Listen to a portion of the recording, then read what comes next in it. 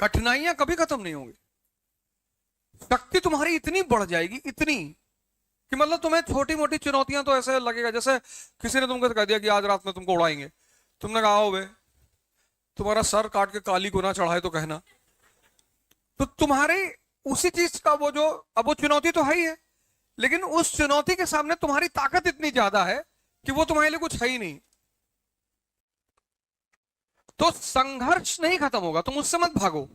तुम लोग क्या कर रहे हो, तुम संघर्ष से भाग रहे हो कि मुझे पढ़ना ना पड़े। सुधांशु त्रिवेदी कितना पढ़ते हैं, तुम यार पढ़ने से भाग रहे हो। तुम पढ़ने से क्यों भाग रहे हो, मतलब उस उल्टा नियम क्यों बना रहे हो।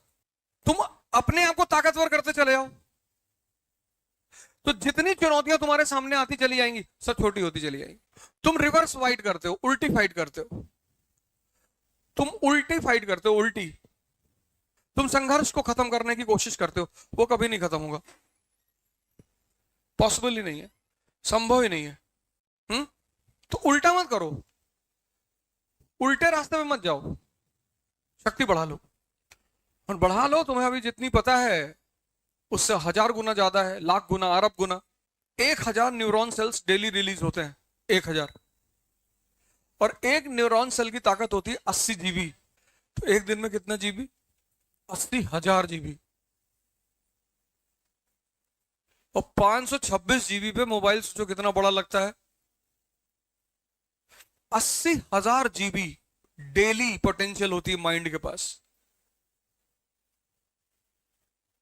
पर तुम यूज नहीं करना चाहते हो। अच्छा, क्यों यूज नहीं कर पाते हो, तुमने अपने माइंड को इतनी जगह लगा रखा है अननेसेसरली। जातिवाद खत्म कर दोगे, क्यों परेशान हो फालतू में। अरे भैया ब्राह्मणों गाली दे रहे हैं, देने दो, सामने पड़ जाएंगे तो जाएंगे। अरे भैया दलित को गाली दे रहे हैं, देने दो, मुसलमानों को दे रहे हैं। वो तो ये तो आप, ये दौर ऐसा चल रहा है, इतनी जनसंख्या है, अगर लोग एक दूसरे को गाली नहीं देंगे तो जिएंगे कैसे। ये देश 50 करोड़ लोगों को संभाल सकता है, 1 अरब 50 करोड़ है, 1 अरब फालतू है, 1 अरब फालतू है। अब तो महाभारत होनी ही है। तो तुमने क्या किया है, तुमने अपने मन को इतनी पॉइंट्स पे लगा रखा है, इतना भय क्रिएट कर रखा है अंदर अपने, डर, कि तुम जैसे ही पढ़ने बैठते हो और मन चारों तरफ उलझा हुआ है, तो जब तुम पढ़ने बैठते हो तो वो एक्सेप्ट ही नहीं करता।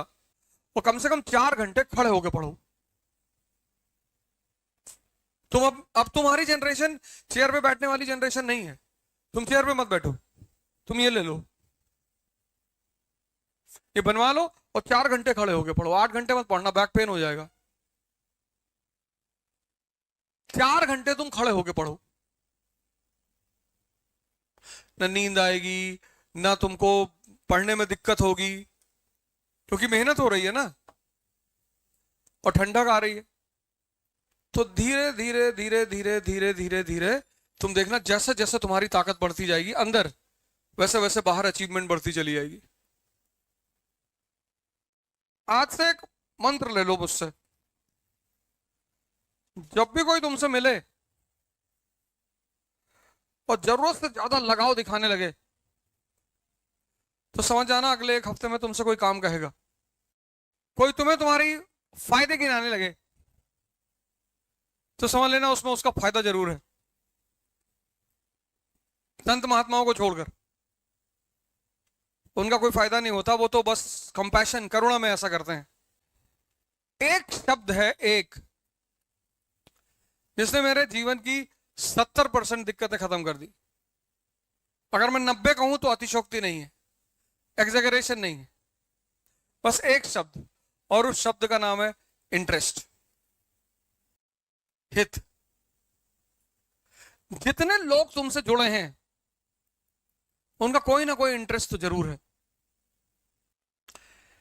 ये सारा खेल जो चल रहा है सब इंटरेस्ट का है, और कुछ है ही नहीं। उसमें सबसे बड़ी ड्रामेबाजी है प्रेम, लेकिन करना चाहिए, मजा बहुत आता है, बहुत मजेदार खेल है, बहुत करते रहना चाहिए, बंद तो होना ही नहीं चाहिए। करते रहना चाहिए। मजा ये आता है कि कौन किसको बेवकूफ बना रहा है ज्यादा। रुकना तो चाहिए ही नहीं, चलते रहना चाहिए। तो तुम चले आओ, तुम्हारी उम्र कम है, 20-22 साल के हो, आईएएस बन जाओगे फ्यूचर में, स्थिति तुम्हारी अच्छी हो जाएगी, एमपी भी बन सकते हो, लेकिन आज बहुत मार खाओगे तुम। तो जब तुम ये समझने लगते हो, कुछ चीजें जब तुम समझने लगते हो, तुम्हारी दुविधाएं खत्म हो जाती।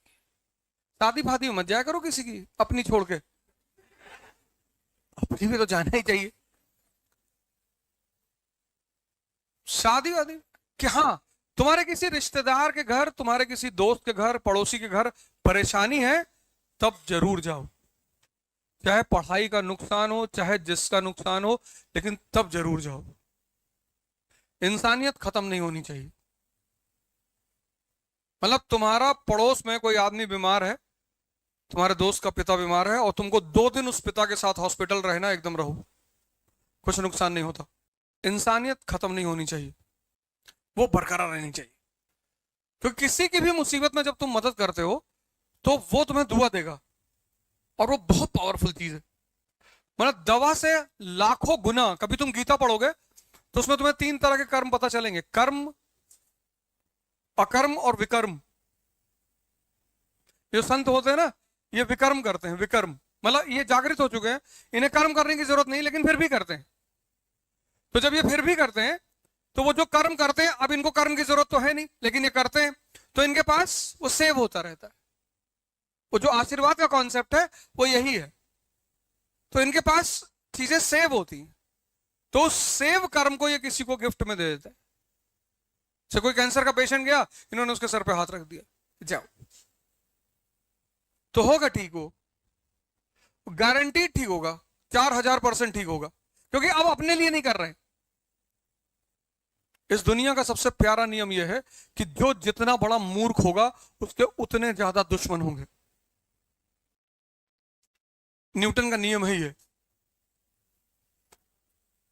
जो जितना बड़ा मूर्ख होगा, उसके उतने ज्यादा दुश्मन होंगे। तुम्हारा समय ऑड चल रहा है, कोई बात नहीं, तुम्हारे माँ बाप जेल में है कृष्ण की तरह, कोई बात नहीं, उस समय को इस्तेमाल करो अपने लिए। मारना तो वही है,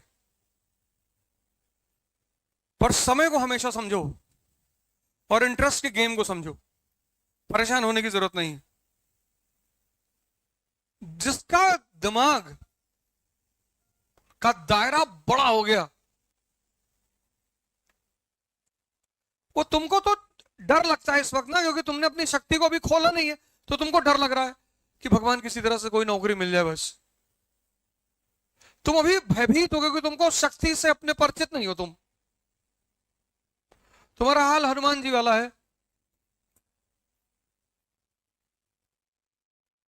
कि समंदर सामने देखे कि ये कौन पार करेगा, बोले तुम ही करोगे। अब नर्सरी के बच्चों को देखो, ड्रेस व्रेस कायदे से, टाई वाई लगाए, बाल वाल कायदे से करके स्कूल सीधे साधे बन के जा रहे हैं। उल्टा सीधा क्वेश्चन माँ बाप से पूछते हैं, टीचर से पूछते हैं कि पापा हम कैसे पैदा हुए थे। फिर ज्यादातर माँ बाप का वही आंसर है कि मंदिर के सामने जा रहे थे, शंकर जी तुमको दिए थे। अब आजकल के लड़के बहुत चालाक है, कह रहे हैं भैया वो सुहागरात वाला कॉन्सेप्ट खत्म हो गया, सब मंदिर से आ रहे हैं। 5 का जो लड़का है वो चुप हो जाता है, समझने लगता है धीरे धीरे, तो थोड़ी सी चीजें पकड़ में आनी शुरू हो जाती है कि ना ना ये सब तो झूठ बोल रहे हैं, खेल कुछ और ही है। 12th का जो लड़का है उसकी तुम अगर बॉडी लैंग्वेज देखो, कभी स्कूल के सामने जो लड़का है उसकी तुम अगर बॉडी लैंग्वेज देखो, कभी स्कूल के सामने छुट्टी के वक्त खड़े हो स्कूल के सामने, और 12th के लड़कों को देखो, ये 2-3 बटन खुली है, ये कॉलर ऐसे खड़ा हुआ है, कॉलर खड़ा है। अब कॉलर खड़ा क्यों है? 16 साल उम्र, टेस्टोस्टेरोन पैदा हो चुका है, और टेस्टोस्टेरोन ने नीचे से मोरा ताकत बढ़ा से कॉलर खड़ा हो गया तुरंत। और वो 16-17 साल का जो लड़का है, अगर तुम उसकी बॉडी लैंग्वेज देखो तो सीधे कभी नहीं खड़ा होता वो, और 16-17 साल के लड़के से कोई भी दिक्कत बता दो, कोई भी, कि भैया वो मकान मालिक बहुत परेशान कर रहा है, उड़ा दे। बस उस वक्त उसको पता नहीं चल पाता कि यार इस एनर्जी को अगर सही इस्तेमाल कर लिया जाए। जैसे तुम जाओगे सदगुरु के आश्रम में, तो वहां उनका अपना स्कूल है, कोई बच्चे को मारता नहीं है, और ज्यादातर लाइव पढ़ाने की कोशिश होती है, लाइव मतलब दिखाकर, डेमो देकर। बच्चों को क्या मारना है यार, ये पूरा कॉन्सेप्ट ही खराब है बच्चों को मारने का। और बच्चों को अगर मारते हो तो ग्रेजुएशन के मास्टर को भी AK-47 लेके क्लास में जाना चाहिए, बड़ों को भी मारो तब। बच्चों को तो पढ़ाई के लिए बिल्कुल नहीं मारना चाहिए, मतलब मैं तो इस बात के एकदम एकदम खिलाफ हूं कि बच्चों को तो मारना ही नहीं चाहिए। हाँ, कभी कभी साल में एक बार टॉर्चर करना चाहिए, पर एक बार, और उस एक बार से उस बच्चे के मन में यह रहे कि भैया इससे बदतमीजी ना करना। 1763 का जो अमेरिका है, वो किस क्लास का अमेरिका है? 12th का। अब वो नहीं पूछेगा किसी से कि हम कैसे पैदा हुए थे, उसको जियो सब बता चुका है, अब उसे ये सब जानने की कोई जरूरत नहीं। एक 22 साल का लड़का रात में 2 बजे घर लौट कर आया, पिताजी दरवाजे पर खड़े, और पिताजी ने लड़के से पूछा कि कहां थे, और उसने पलट के कहा कि तुमसे मतलब। तो समझदार जो पिता होगा वो अपना स्टैंड तुरंत चेंज कर देगा कि अरे नहीं बेटा, हम तो ऐसे ही पूछ रहे थे, तुमको पता था देर हो जाएगी, मेरी कार ले आते तुम। और अगर लड़के के साथ लड़की है तो उसको रेड कारपेट की जिले इलाही मारना है, लेकिन उस वक्त नहीं मारना है। कभी भी अपने घर के किसी भी सदस्य को बाहर ह्यूमिलिएट नहीं करना है, कभी भी, वो कितनी बड़ी भी गलती कर दे किसी दूसरे के सामने, चाहे वो भाई है, बहन है, माँ है, बाप है, बीवी है, पत्नी है, कोई भी है, बाहर किसी के सामने कुछ नहीं बोलना है, मुस्कुराना है। अच्छा, अरे वाह यार, तुम तो कार लड़ा आए थे, दूसरी वाली भी लड़ा देना जी भैया। बाहर किसी को पता नहीं चलना चाहिए कि तुमने अपने घर के किसी सदस्य को कुछ कहा है।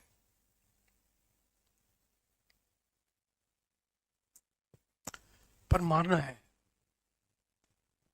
अगर कह दिए कि तुमसे मतलब, तो 11 बजे दिन में दरवाजा बंद करके 3-4 लोग बुलाकर मार, पट मारना तो है। इस जीवन में किसी को माफ नहीं करना है। Forgiveness is the quality of God and we are not gods. पर किसी को यहां नहीं रखना है। किसी ने तुम्हारे साथ बदतमीजी कर दी है, उसको देख के मुस्कुराया करो कि कोई बात नहीं, वेरी गुड। जैसे तुम लड़ रहे हो ना, ऐसे हम भी लड़ रहे हैं। हमारी तुम्हारी लड़ाई में फर्क सिर्फ इतना है कि तुम्हारी उम्र बहुत कम है और अनुभव भी कम है। और मेरे अनुभव अगर ले लोगे जीवन में तो इतने काम आएंगे तुमको, ये सब तो किताब में लिखा हुआ है, लेकिन ऐसे ही पढ़ना है। ओल्ड रिस्ट्रिक्शन, समझदार बाप एकदम स्टैंड को चेंज कर लिया कि नहीं कोई बात, आराम से तुम 4 बजे आया करो सुबह यार। तुम उल्टी सीधी बात करोगे तो सब मान थोड़ी लेंगे, और उम्र के बाद लोग सवाल करेंगे। भाई अमेरिका ने कहा कि सद्दाम हुसैन पे हमला कर रहा है, दुनिया ने कहा क्यों? बोले WMD। WMD women of mass destruction. अरे बोले वुमेन नहीं, वेपन।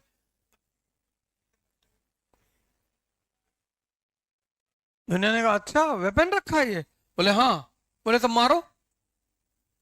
मारा अमेरिका ने। फिर सीरिया के साथ भी यही किया अमेरिका ने, कहा केमिकल वेपन रखा है। अरे दुनिया ने कहा पुराना वाला तो निकाले नहीं पाए, कहां रखा था WMD। बोले रखा था वो कहीं दबाया है कहीं रेत ओत में।